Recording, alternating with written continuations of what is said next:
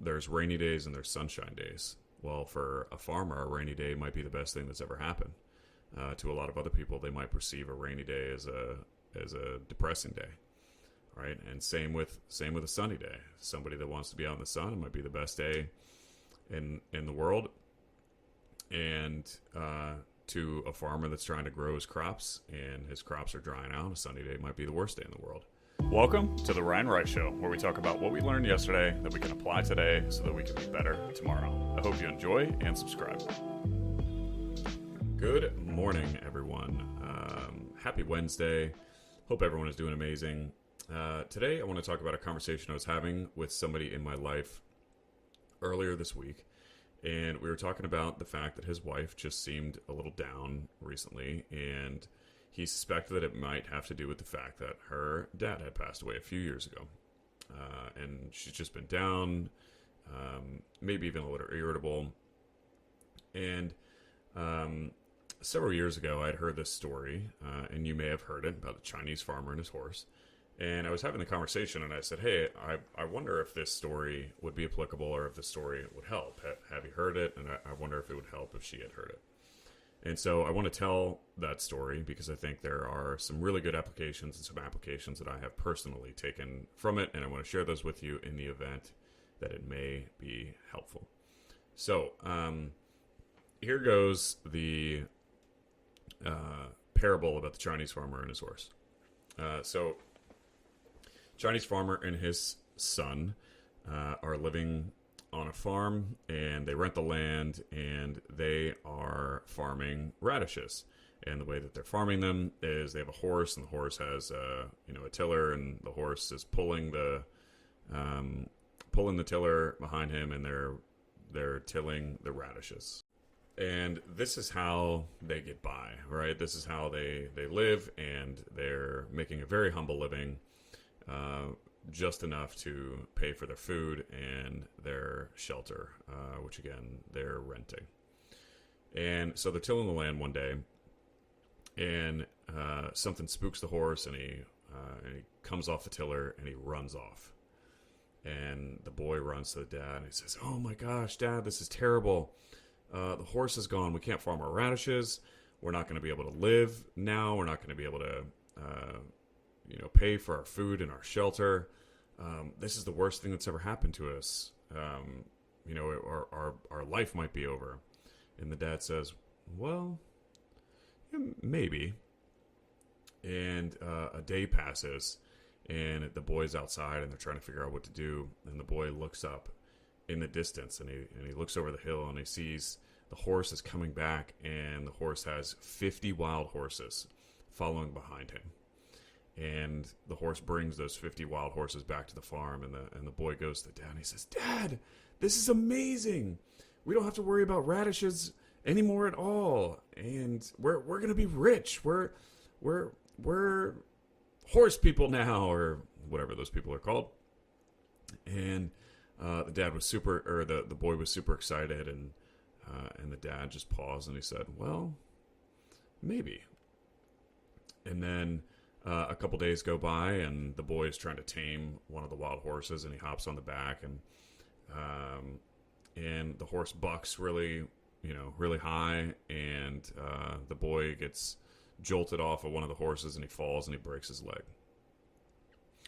And all the townspeople come running in, and they hear about the boy's broken leg, and they're trying to figure out how to make sure that he heals. And they go to the father, and they say, "Wow, I'm so sorry this has happened. This is absolutely terrible. Your boy broke his leg." And the father says, "Well, maybe." And then a couple days go by. The boy's in bed healing, and some conscription officers come by the house from the military, and they're about to go to war, and they're recruiting soldiers to go to war. And so the conscription officer said, well, I need your boy. We need fighters, and it's time to go to war. And the conscription officer saw the boy, and obviously he had a broken leg, and he's in bed. And the father said, hey, I'd love to send my boy and have you guys go off fighting together, but he's got a broken leg. What do you guys want to do? And so the conscription officer said, well, yeah, I guess we can't take the boy. And the conscription officers left, and I think as the story goes, they went to war, and a lot of them perished. And so the townspeople came in to the farm again, and they said, "Wow, you're so lucky. That's so great that your boy didn't have to go to war, and he's still alive." And the father said, "Well, maybe."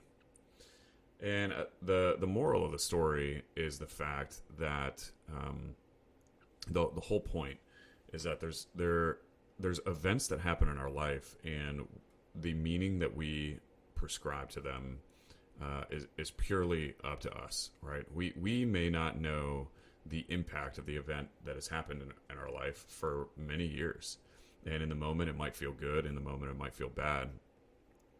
But the moral of the story is how we frame the event in and of itself might be the determining factor of whether or not something is good or bad. We don't know if something is actually going to be good or if something is actually going to be bad, and really it's our thinking that makes it that determines what that is going to mean to us. And so, real quick, as you guys know, I just recently started this podcast. If you could give it a rating with a quick tap of the thumb, that would mean the world to me. And even more importantly, it could help spread the word to a broader audience, which in turn could help change a life. Thank you so much, and let's get back to the show. What I take away from that is how important it is to reflect on what an event that has happened to me or has happened in my life or with someone close to me. Ultimately, I determine what that event means. And, it's like, too, there's rainy days and there's sunshine days. Well, for a farmer, a rainy day might be the best thing that's ever happened. To a lot of other people, they might perceive a rainy day as a depressing day, right? And same with a sunny day. Somebody that wants to be out in the sun, it might be the best day in the world. And to a farmer that's trying to grow his crops and his crops are drying out, a sunny day might be the worst day in the world. And so really, any event that happens in our life or anything that's going on, what that event means to us is completely subjective, and we don't know whether or not it's really good or it's really bad. It's only our thinking that makes it so. And I thought that was really applicable in this case. And I shared it in the event it might help the person that I was having that conversation with about his wife. And his wife's father passed away a few years ago, and he was pretty old. He was in his 80s, and but obviously it's still a sad event. And I was thinking about, so last couple years ago, my grandfather passed away. My grandfather was in his 80s. He passed away, unfortunately, he got COVID and passed. And there's a couple things about his passing that have been absolute blessings for me in my personal life. One of which, that's the first person that's been very close to me. I've been very fortunate. I'm in my late 30s, and I haven't had somebody super close to me pass.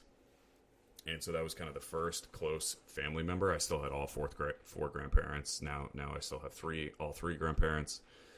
And, I reflected on that situation because my grandfather passed, and I think it was because the first time someone close to me had been through that it really pulled me and my grandmother, for example, a lot closer together.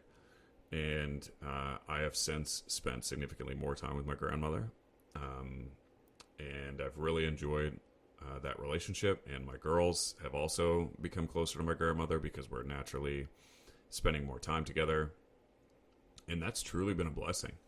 And I hate to say that event is what caused me to want to build a closer relationship with my grandmother, but at the end of the day, that's what happened, and that's something that I have gratitude for.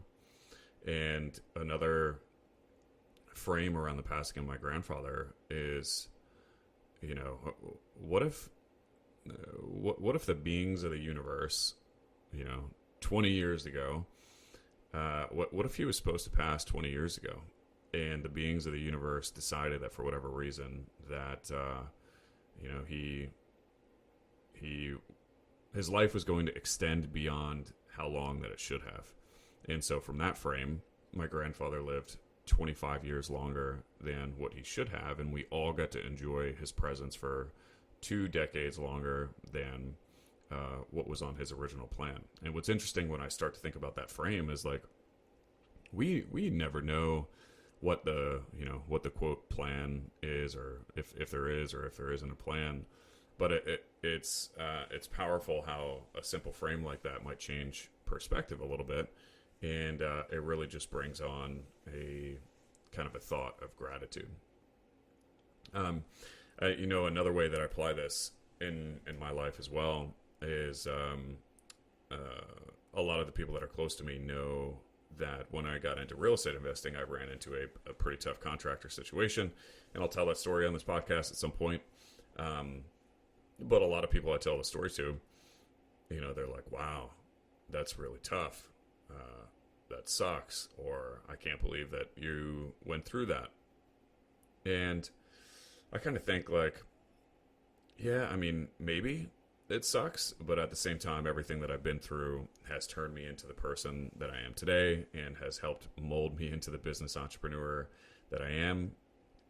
And what if had that situation not happen, and my back get up against the wall per se, what if I would not have been as motivated to do the things that I have done and therefore have turned into the entrepreneur that I am today? And so in ways I reflect in gratitude for the villains that I've had in my life, because they turn me in and they mold the character of the person that I am today.